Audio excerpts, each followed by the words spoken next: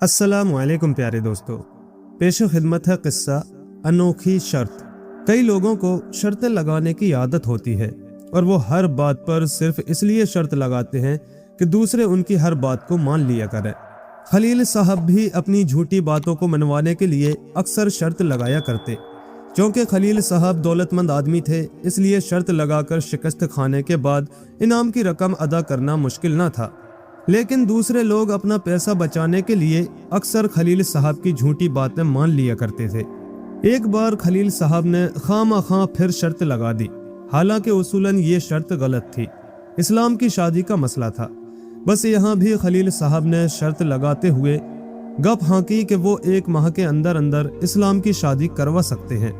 लेकिन आमिर साहब को इस बात की हकीकत का इल्म था कि इस्लाम की शादी का मसला काफ़ी दुश्वार है, क्योंकि वो हर जगह अपनी बुरी आदतों की वजह से बदनाम था।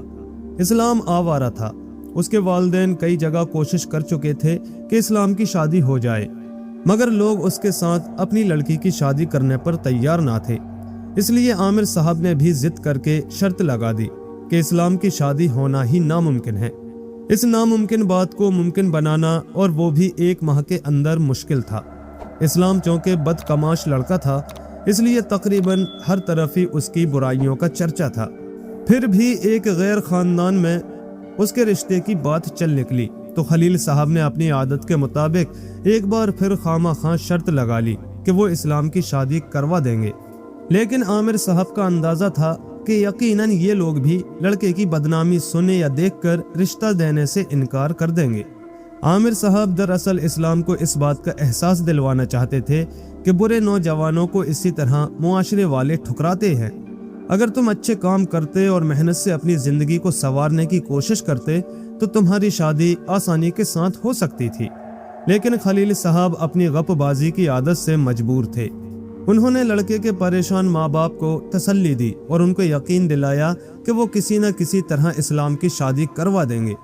आमिर साहब और खलील साहब के दरमियान में कुछ तल्ख कलामी भी हुई, मगर हर बात मजाक में उड़ा देने वाली आदत ने इस अनोखी शर्त को वजूद दिला दिया जो उनके दरमियान तय पा गई।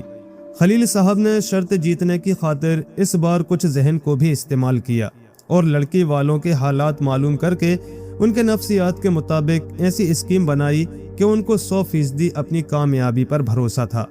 मगर आमिर साहब को ये सोचकर अपनी शर्त जीतने का यकीन था कि लड़की वाले किसी तरह भी खलील साहब की लच्छेदार बातों में नहीं आएंगे, क्योंकि उनको ये भी यकीन था कि अपनी आदत के मुताबिक बेसरोपा बातें करने पर खलील की बातों में जोर ही नहीं आएगा। बहरहाल दूसरी तरफ खलील साहब ने लड़की वालों के घर जाने से कब्ल एक मीरासी को भी ले लिया जो बातें बनाने में अपनी मिसाल आप था। खलील साहब ने मीरासी को समझाया कि जब लड़की वाले लड़के वालों से पूछ गुछ के जरिए ऐसी बात मालूम करें जो उनकी इज्जत और वक़ार में इजाफा करने वाली हो, तो वो खूब मिर्च मसाले लगाकर बढ़ चढ़ाकर बात सुना दिया करे ताकि लड़की वाले उनके घर रिश्ता कर दें। मीरासी ने अच्छी तरह जहन नशीन कर लिया। वो समझ गया कि उसने लड़के और उसके खानदान वालों की तारीफ में 4 चांद लगाने हैं। क्योंकि लड़की वाले मॉडर्न लोग थे, लिहाजा उन्होंने लड़के और उसके वालिदैन को अपने घर दावत पर बुलवाया तो उनके साथ खलील साहब खुद भी चले गए और अपने साथ मीरासी को भी ले गए। लड़की वालों ने उनकी खूब आओ भगत की और अपने रहन सहन का अच्छी तरह मुजाहिरा किया। खाने पीने के बाद संजीदगी के साथ लड़की वालों ने उनसे बातें शुरू की और पूछा लड़के का क्या कारोबार है। इस्लाम के वालिद के बोलने से पहले ही वो मीरासी साहब बोल पड़े, अजी साहब, लड़के के कारोबार कई हैं, क्या गिनती करवाएं। दूसरा सवाल बैंक बैलेंस के मुतालिक किया गया तो वही साहब फिर बोल पड़े, अरे साहब, एक बैंक हो तो नाम भी बताया जाए, कई बैंकों में तो लड़के का रुपया जमा है। तीसरा सवाल लड़के की उम्र के मुतालिक था, लिहाजा जवाब में उसी साहब ने कहा, यही कोई 50 साल होगी। जी, क्या कहा? लड़की का बाप चौंक पड़ा, 50 साल? मीरासी ने अपनी झोंक ही में जब उम्र में भी इजाफा किया तो इस्लाम के बाप ने जोर के साथ खांसकर उसे गलत बात कहने से मना करने का इशारा किया तो वो अपनी खांसी ना रोक सके। मीरासी का नाम अकबर था। वो संभल गया। उसने खांसी का इशारा समझकर बात पलटकर कहा, मेरा मतलब 25 साल उम्र होगी। इस्लाम के वालिद मुतमईन हो गए, लेकिन उनको खांसी लग गई। वो बात बात पर खांसना शुरू हो गए। तो लड़की के बाप ने हैरानगी से पूछा, अरे भाई, ये खांसी कब से आपको हुई है? ये खांसी तो खतरनाक है। यहाँ भी अकबर ने तारीफी पहलू को मद्देनजर रखते हुए कहा, अजी साहब, खांसी का आप क्या पूछते हैं? ये तो बचपन से इनको है, बल्कि हकीकत तो ये है कि खांसी इनकी खानदानी बीमारी है, पुश्त हा पुश्त से चली आ रही है। साहिब खाना चौंक कर बोले, क्या कोई इस मर्ज से मरा भी था? जी हाँ।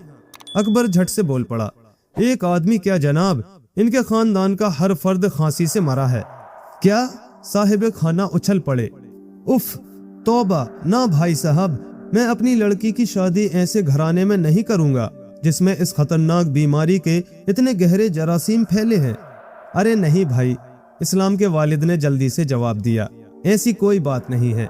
अकबर को खामखा बकवास करने की आदत है, आप इसकी बातों पर ध्यान ना दें। क्यों ना ध्यान दें? अकबर ने मुदाखलत करते हुए कहा, आपने खुद ही तो मुझे कहा था कि मैं हर बात बढ़ा चढ़ाकर बयान करूं, अब मुझे बकवास कह रहे हो? खूब। साहिब खाना मुस्कुराए, गोया आप मुझे बेवकूफ बनाने आए थे। अब तो मैं हरगिज रिश्ता देने को तैयार नहीं हूँ। मेरी बात तो सुनिए।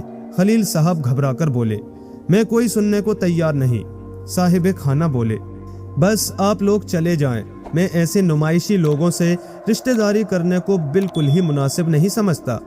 इस्लाम के बाप और खलील साहब दोनों ने लाख कोशिश की लड़की का वालिद उनकी बात सुन ले, मगर वो कामयाब ना हुए और गुस्से में उबलते हुए वापस आ गए। बाहर आकर दोनों ने खूब अकबर पर अपना गुस्सा उतारा, लेकिन इस्लाम को खलील साहब पर ताव आ गया। उसने खरी खरी सुनाई। खलील साहब बेहद शर्मिंदा हुए और वो आमिर साहब से लगाई हुई शर्त हार गए। इस अनोखी शर्त में खलील साहब को 500 रुपये हारना पड़ा। जो दुर्गत उनकी बीवी और भाई ने बनाई वो उससे अलग थी। आमिर साहब ने एक बार फिर इस्लाम को समझाया और कहा कि वो मेहनत करे, बुरी सोसाइटी छोड़ दे और अच्छा आदमी बनने की कोशिश करे, तो उसके बिगड़े हुए तमाम काम ठीक हो जाएंगे। इस जिल्लत पर इस्लाम को वाकई बेहद निदामत हुई, तो उसने बुरी सोसाइटी छोड़कर अच्छा लड़का बनने का इरादा कर लिया और चंद दिनों बाद ही वो कारोबार में लग गया और मेहनत शुरू कर दी।